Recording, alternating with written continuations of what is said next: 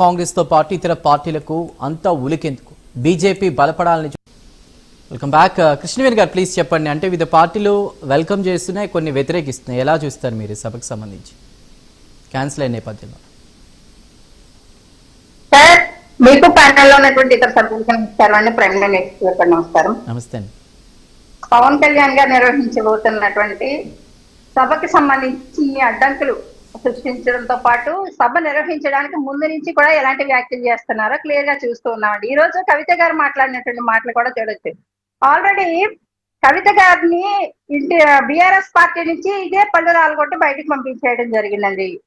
అలాగే కవిత గారు జైలుకి వెళ్ళింది ఈ తెలంగాణ సాయుధ పోరాటం గురించో లేకపోతే తెలంగాణ సాధించడం కోసం ఆమె జైలుకి వెళ్ళలేదు. లిక్కర్ స్కామ్ లో జైలుకి వెళ్ళి వచ్చినటువంటి వ్యక్తి. అలాగే తెలంగాణలో 2000 మంది అమరులైతేనే కానీ తెలంగాణ ఏర్పడలేదు. ఇవాళ కాంగ్రెస్ పార్టీ అనేక అడ్డంకులు సృష్టించడానికి వివిధ కొన్ని పార్టీలు కూడా కుట్ర ఏ రకంగా పవన్ కళ్యాణ్ గారి మీద పన్నుతున్నాయనే క్లియర్ గా అర్థమవుతూ ఉంది. అంటే ప్రతి ఒక్కరిని కొంతమందిని తీసుకొని వచ్చి వాళ్ళ పార్టీలకు సంబంధించినటువంటి పెయిడ్ ఆర్టిస్టులు తీసుకొని వచ్చి కొంతమంది జర్నలిస్టుల ముసుగుల్లోని ఏ రకంగా మాట్లాడిస్తున్నారో చూస్తున్నాం.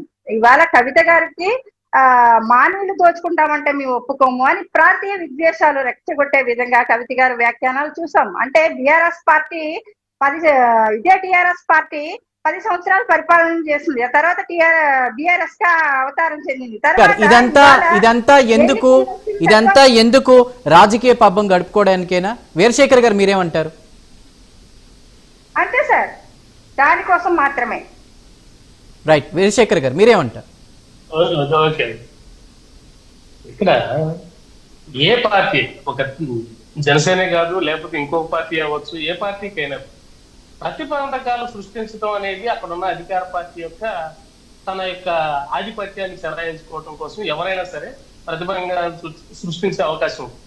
ఎందుకు ప్రతిబంధకాలు సృష్టించాలి అనే విషయం మీద ఆ పార్టీ యొక్క ప్రభావం ప్రజల్లో ఎంతవరకు ఏ మేరకు పనిచేస్తుంది, ఈ పార్టీ ప్రత్యామ్నాయ వేదికగా అవతరిస్తుందా, ఈ పార్టీ తమ మనుగడని శాసిస్తుందా అనే విషయాల మీద ఆధారపడి ఉంటుంది ఆ ప్రతిబంధకాలు సృష్టించేది.